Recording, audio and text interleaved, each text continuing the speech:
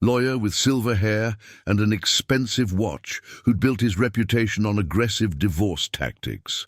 Sarah looked confident, almost smug, wearing a tailored black suit and the diamond earrings I'd given her for our 5th anniversary. She avoided eye contact with me completely, treating me like a stranger instead of someone she'd shared a bed with for 8 years. "Let's get right to business," Blackstone said, sliding a revised settlement proposal across the table. "My client is prepared to be reasonable, but she has certain non-negotiable requirements." Patricia reviewed the document with a poker face that would make a Vegas dealer proud. The demands were even more outrageous than the original filing. The house, the car, 4,000 monthly spousal support for 5 years, and half of my retirement accounts. "Your client seems to have a very generous definition of reasonable," Patricia said calmly. "Before we respond to this proposal, we have some information to share." She opened her briefcase and methodically arranged several manila folders on the table: financial records, business filings, photographic evidence, and witness statements. Sarah's confident expression flickered for just a moment. "First," Patricia continued, "let's address the issue of income disclosure. Mrs. Thompson, you claimed in your filing that you earned $85,000 last year and that your husband was the primary breadwinner." She slid a stack of documents toward Blackstone. "These are copies of your client's actual tax returns, 1099 forms from Prestige Properties, and bank records from her business account. Her real income last year was $178,000, not $85,000. Blackstone's face went white as he reviewed the papers. "Sarah, what is this?" "It gets better," Patricia said. "6 months ago, your client incorporated Thompson Property Ventures, LLC, and has been funneling commission checks through this entity to avoid disclosure in the divorce proceedings. Bank records show approximately $65,000 in undisclosed assets." Sarah finally spoke, her voice shaky. "Those are legitimate business expenses, like the $3,200 spa weekend in Lake Geneva." Patricia slid across hotel receipts and credit card statements. "The same weekend you told your husband you were visiting your sister in Milwaukee." Janet had done her job perfectly. The evidence was overwhelming and irrefutable. Or perhaps these business expenses. Patricia placed down a series of photographs: Sarah and Marcus at restaurants, entering his building, weekend trips, intimate moments that told the story of a months-long affair. "This is harassment," Blackstone protested. "My client's personal. Relationships have nothing to do with property division." "You're right," Patricia agreed, "but fraud and dissipation of marital assets certainly do. Mr. Thompson, would you please explain what you found when you reviewed your joint account records?" I practiced this moment, but my voice still trembled slightly as I spoke. "Over the past 6 months, Sarah made unauthorized cash withdrawals totaling $8,400. She used our joint credit cards for personal expenses related to her relationship with Marcus Webb, including hotels, restaurants, and gifts. She also transferred $26,600 from our joint savings to her business account without my knowledge or consent." Patricia placed the bank statements on the table like she was laying down a royal flush. "In total, Mrs. Thompson has fraudulently diverted approximately $45,000 in marital assets to fund her affair and establish her separate life." The room fell silent, except for the humming fluorescent lights. Sarah stared at the evidence spread across the table like it was a crime scene, which legally speaking it was. "Furthermore," Patricia continued, "my client is prepared to prove that Mrs. Thompson's affair with Marcus Webb began at least 6 months ago, during which time she was planning this divorce and actively hiding assets. In Illinois, this constitutes bad faith in marriage dissolution proceedings." Blackstone whispered urgently to Sarah, who looked like she might be sick. "Your original proposal," Patricia said, gathering the evidence back into neat piles, demanded. Assets worth approximately $400,000, plus ongoing spousal support. Based on these findings, here's our counter-proposal. She slid a single sheet of paper across the table. Mr. Thompson keeps the house and car as his separate inherited property. Mrs. Thompson repays the $45,000 in dissipated marital assets. Each party keeps their own retirement accounts and business assets. No spousal support in either direction. Mrs. Thompson pays attorney fees for both parties.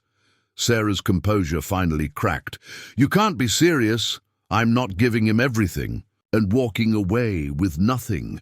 Actually, Patricia said, you're walking away with your successful real estate business, your relationship with Mr. Webb, and your freedom. Plus, you're avoiding a public trial where all of this evidence would become part of the court record. The implications hit Sarah immediately. Her affair, her financial fraud, her lies, all of it would be public information accessible to anyone, including her clients and colleagues in Chicago's tight-knit real estate community. Blackstone requested a recess to consult with his client privately. Through the conference room's glass walls, I could see them in heated discussion. Sarah was gesturing frantically, while Blackstone shook his head repeatedly. "How are you feeling?" Patricia asked me during the break. "Like I'm watching a stranger," I admitted.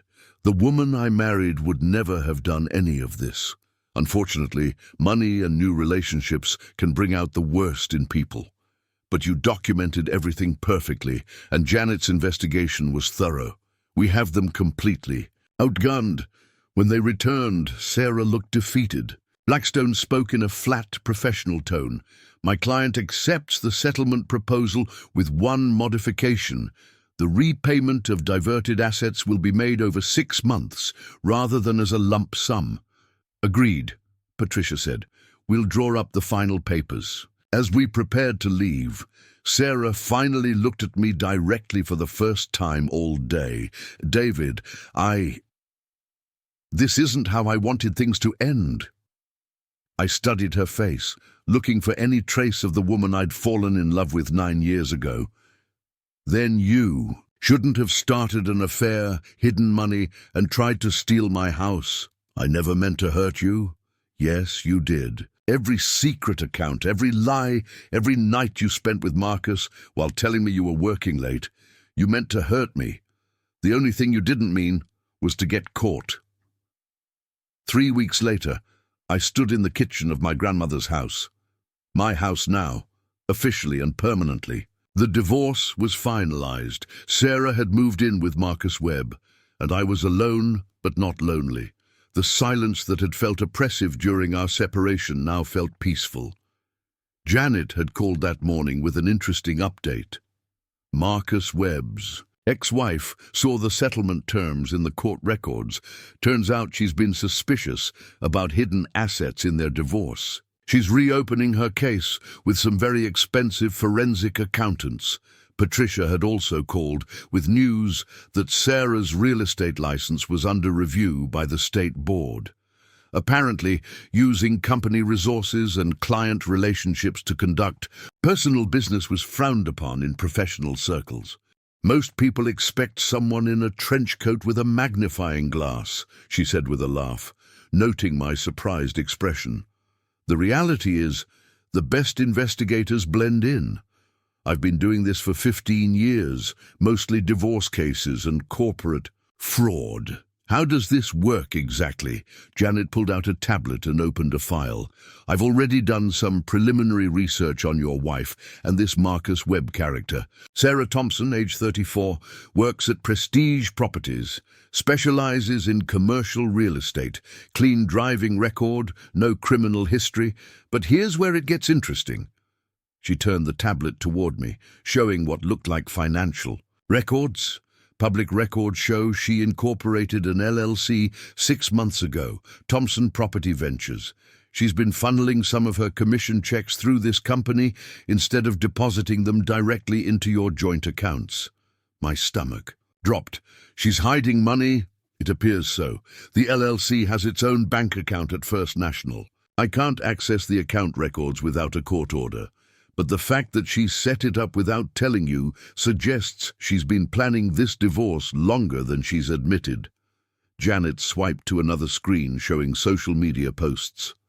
Now, about Marcus Webb. 42 years old, divorced 2 years ago, owns Webb Development Group. He and Sarah have been tagged together at a lot of industry events over the past 8 months. The photos made my chest tighten.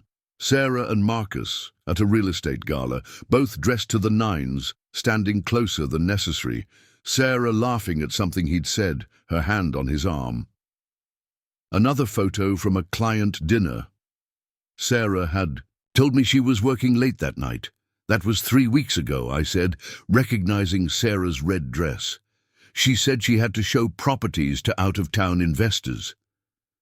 According to the restaurant's Instagram, this was a private event for Webb. Development's top partners. Not exactly a client meeting, Janet continued, scrolling. Here's what really caught my attention. Webb bought a condo in the Gold Coast 2 months ago, a $1.2 million penthouse. Sarah was listed as the selling agent, but she's also been photographed. Going in and out of the building at unusual hours. You think she's living there? I think she's spending time there. I followed her for 3 days last week. Tuesday night, she left the Marriott at 9 p.m. and went to Webb's building, didn't leave until 6 a.m. Wednesday. She's definitely not just staying at the hotel. The betrayal hit me like a physical blow. It was one thing to suspect Sarah was having an affair. It was another to see photographic evidence that she'd been lying to my face for months. There's more, Janet said gently. I found records of weekend trips to Door County, Wisconsin and Lake Geneva, hotel reservations for 2 people under Webb's name.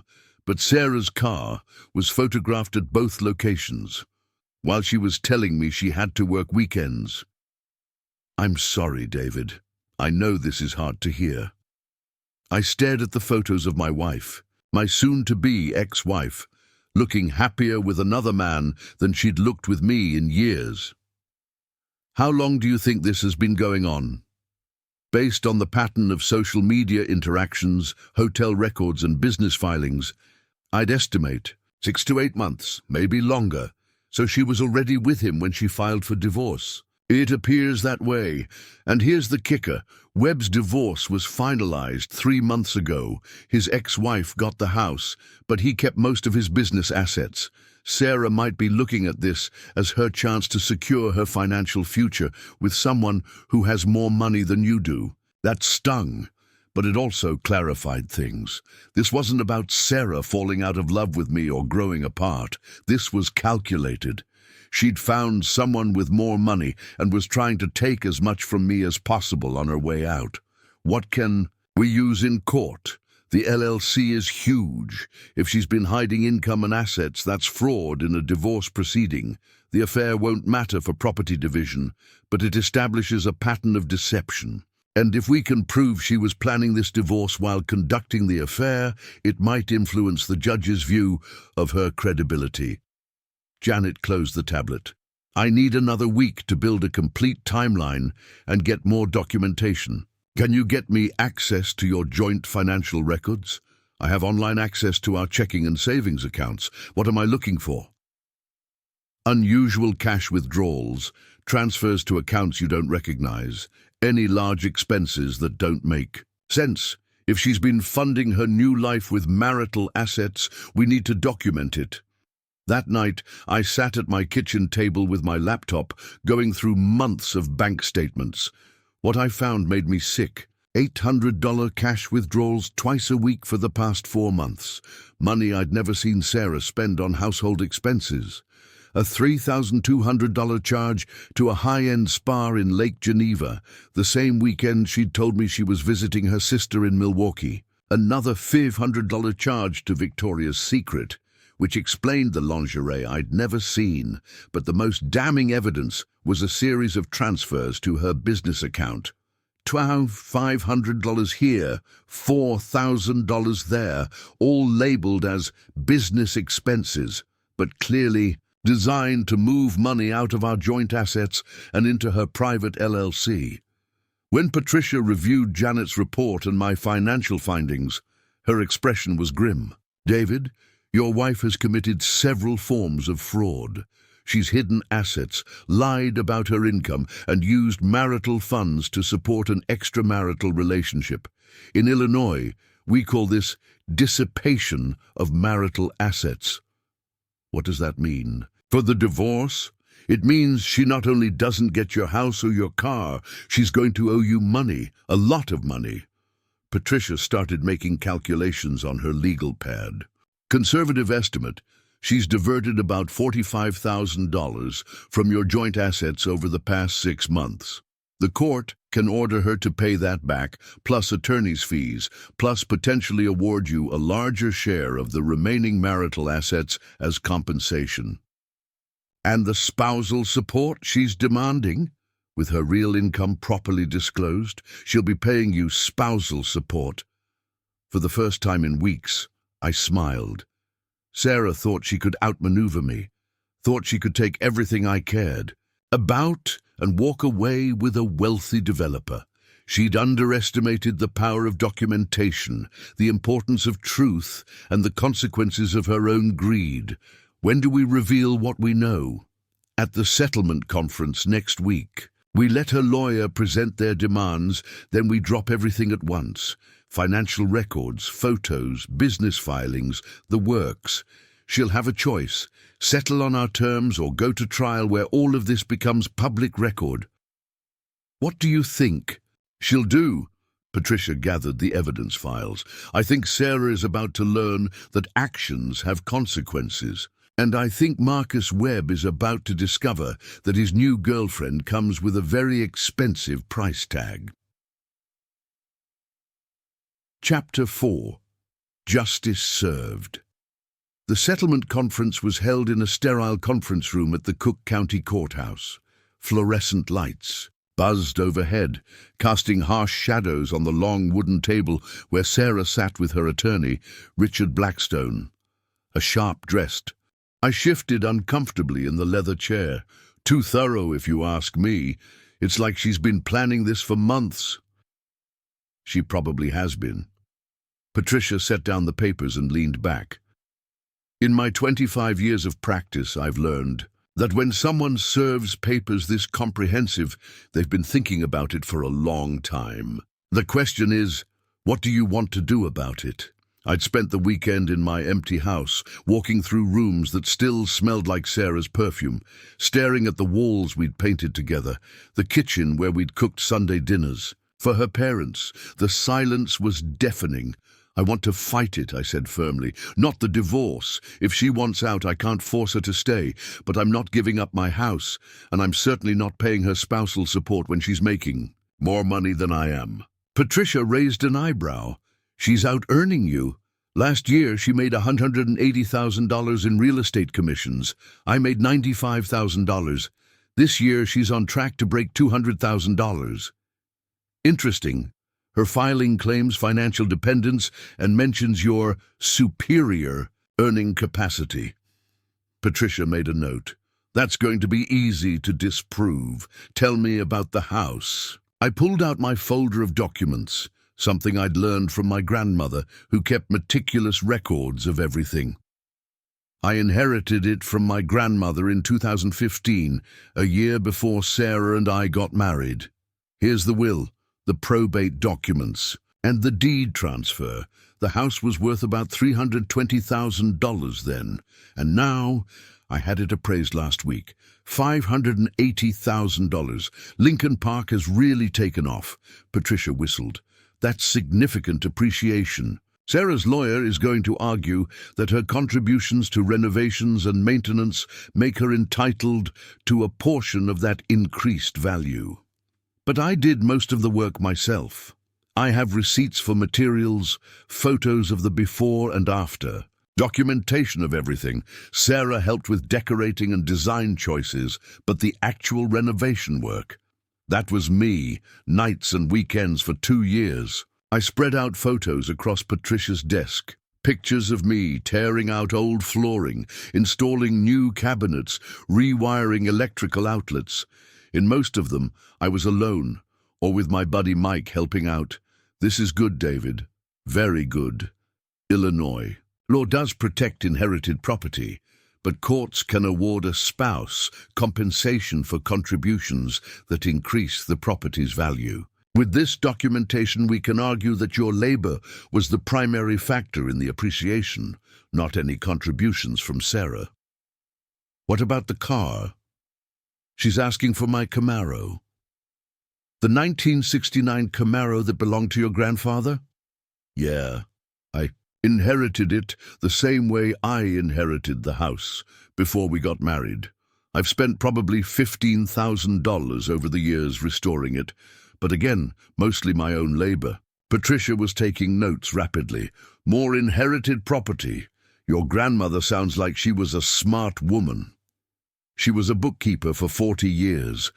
She taught me to document everything, keep receipts, maintain records. I never thought I'd need it for something like this. Trust me, it's going to save you. Now let's talk about Sarah's career. You said she's in real estate? She works for Prestige Properties downtown. Started there about 3 years ago and really took off.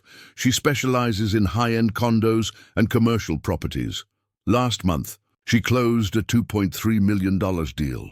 Any indication that she might be hiding assets or income? I hesitated. This felt like crossing a line. But Sarah had already crossed every line I thought existed in our marriage. She's been secretive about her finances lately. She opened new bank accounts, started getting mail at her office instead of our house. And there's something else. What? I think she might be having an affair. Patricia's pen stopped moving. What makes you think that? Late-night phone calls she takes in the other room. Weekend client meetings that she's vague about. She bought new lingerie that I never saw her wear. And there's this guy, Marcus Webb. He's a developer she works with a lot. He's always commenting on her social media posts, and I noticed she started dressing differently on days when she had meetings with him. Do you have any proof? Not concrete proof, but my gut tells me something's going on. Patricia leaned forward. Here's the thing, David.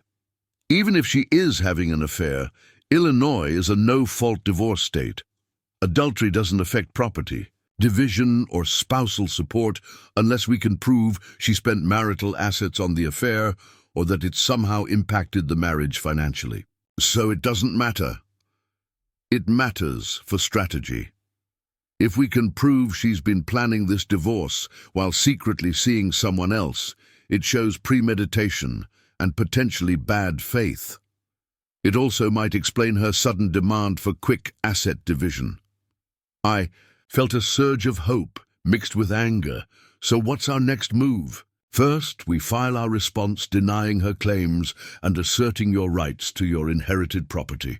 Second, we request full financial disclosure, bank records, tax returns, business accounts, everything. Third, we consider hiring a private investigator.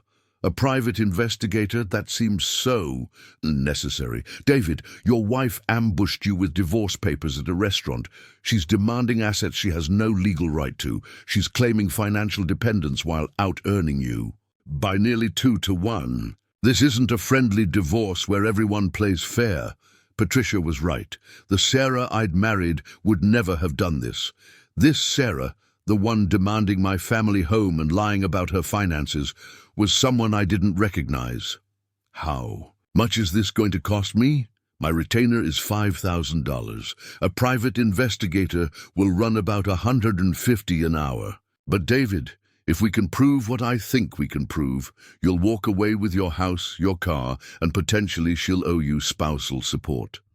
I thought about my grandmother's house, about Sunday afternoons working on the Camaro with my grandfather, about the life I'd built that Sarah was trying to tear apart. Let's do it, Patricia smiled. Now you're thinking like someone who wants to win. Sarah might have gotten the first surprise, but we're going to have the last word. As I left Patricia's office, I felt something I hadn't felt since that night. At Romano's, control. Sarah might have ambushed me, but she'd made a crucial mistake. She'd underestimated the quiet, steady guy she'd been married to for 8 years. She thought I'd roll over and give her whatever she wanted. She was about to learn how wrong she was. Chapter 3. Uncovering the truth.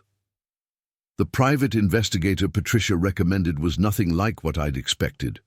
Janet Kowalski looked more like a suburban mom than a detective. Mid-40s, shoulder-length brown hair, wearing jeans and a Northwestern University sweatshirt when we met at a coffee shop in Lincoln Park. Chapter 1. The birthday surprise that changed everything. The rain drummed against the windows of Romano's Italian restaurant in downtown Chicago, creating a rhythmic backdrop to what should have been a celebration. November 15th had always been special for Sarah and me. We shared the same birthday, born exactly 3 years apart. For 8 years of marriage, we'd made it a tradition to celebrate together at this very restaurant where I'd proposed. I adjusted my tie nervously, glancing at my watch. 7:30 p.m. Sarah was 20 minutes late, which wasn't unusual lately. Her real estate career had taken off in the past 2 years, and she'd been working longer hours, attending more networking events, and taking weekend calls that she claimed were urgent client matters. The waiter approached with a sympathetic smile. "Another breadstick, Mr. Thompson. I'm sure she'll be here soon." "Thanks, Marco. Yeah, she's probably just caught in traffic." I forced a smile, but my stomach was churning. Something had felt off between us for months. Sarah had grown distant, secretive about her phone, and dismissive when I tried to discuss our future plans. We'd talked about starting a family, maybe taking that European vacation we'd been planning for 3 years, but every conversation seemed to end with her saying we needed to focus on our careers first. I was a software engineer at a mid-sized tech company, and while I wasn't making Silicon Valley money, my salary was solid and steady. Combined with Sarah's real estate commissions, we lived comfortably in our 3-bedroom house in Lincoln Park, a house I'd inherited from my grandmother and had spent 2 years renovating before we got married. The restaurant buzzed with Friday night energy. Couples laughed over wine, families celebrated milestones, and the smell of garlic and fresh basil filled the air. I'd chosen a corner table with a view of the city lights, the same spot where we'd sat on our first anniversary when Sarah had tears in her eyes, telling me how grateful she was to have found her forever person. At 7:45, Sarah finally walked in, but something was wrong. She wore her navy business suit, the one she reserved for difficult client meetings, and carried her leather portfolio instead of a purse. Her blonde hair was pulled back in a severe bun, and her usual warm smile was replaced by a mask of cold professionalism. "Happy birthday, David," she said, sliding into the chair across from me without the customary kiss on the cheek. "Happy birthday. Do you too, honey. You look formal. Rough day at the office?" She placed her portfolio on the table between us like a barrier. "You could say that. I'm sorry I'm late. I had some paperwork to finish." Marco appeared instantly. "Mrs. Thompson, happy birthday." The usual. Chianti and the anniversary special. Sarah's jaw tightened. "Just water for me, thanks. I won't be staying long." My heart started racing. "Won't be staying long." This was our birthday dinner, our tradition. "Sarah, what's going on? You're acting strange." She opened her portfolio with clinical precision, removing a manila envelope that looked thick with documents. "David, I need you to know that this isn't easy for me, but it's necessary. We've grown apart, and I think we both know it." "Grown apart, Sarah, we're married. People go through rough patches, but we work through them. That's what marriage is about." I reached across the table to touch her hand, but she pulled away. "I've made my decision."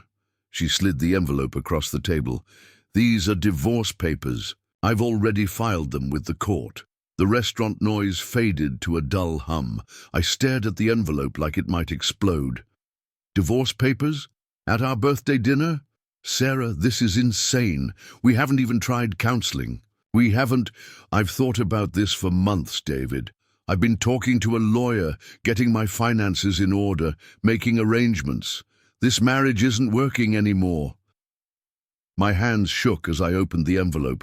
The legal documents swam before my eyes, but certain phrases jumped out. irreconcilable differences, division of assets, spousal support. And then I saw something that made my blood run cold. "You're asking for the house?" I looked up at her in disbelief. "Sarah, that house belonged to my grandmother. I inherited it before we got married. I spent every weekend for 2 years fixing it up.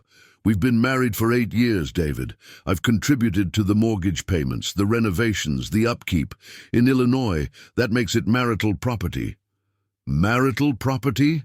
I felt like I was talking to a stranger. This is my family home. My grandmother raised me in that house after my parents died. You know what it means to me. And you know what financial security means to me. I'm 34 years old, David. I need to think about my future. Her voice was matter-of-fact, like she was discussing a business transaction. I flipped through more pages, seeing demands for half of my 401k, my car, a restored 1969 Camaro that had been my grandfather's, and even spousal support despite her successful real estate career. Your future? What about our future? What about the life we built together? Sarah's expression softened for just a moment.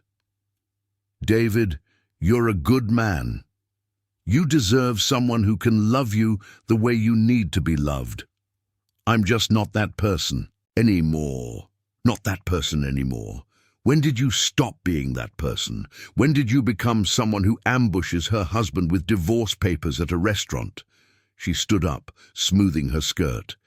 "My lawyer says you have 30 days to respond. I'd recommend getting your own attorney." "Sarah, wait." I grabbed her wrist gently. "This is crazy. We can fix this. We can go to counseling, take a vacation, whatever you need. Don't throw away 8 years of marriage without even trying." For a split second, I saw a flicker of the woman I'd married. But then her professional mask slipped back into place. "I've already moved my things out. I'm staying at the Marriott downtown until I find a permanent place." "You moved out? When?" "This afternoon. I have a key to return." She placed my house key on the table next to the divorce papers. I sat there stunned as she walked away, her heels clicking against the hardwood floor. The other diners pretended not to stare, but I could feel their curious glances. Marco approached cautiously. "Mr. Thompson, is everything all right? Can I get you anything?"